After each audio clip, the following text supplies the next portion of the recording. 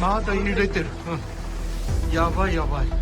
これ震度6強とか7いってるよ。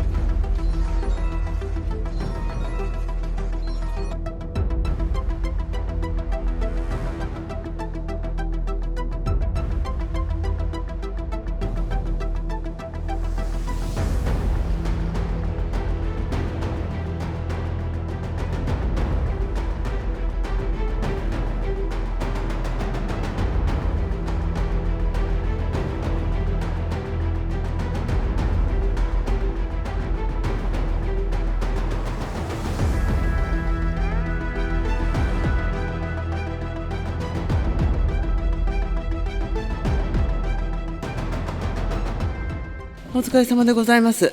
本日23時16分、青森県沖で、震度6強の地震が発生しました。政府においては、同23時16分に、官邸対策室を設置しました。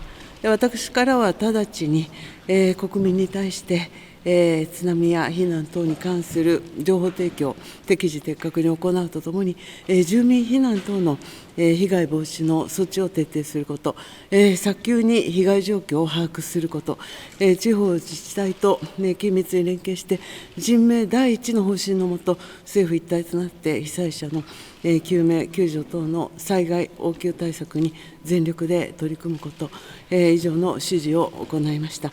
詳細についてはこれから報告を受けます。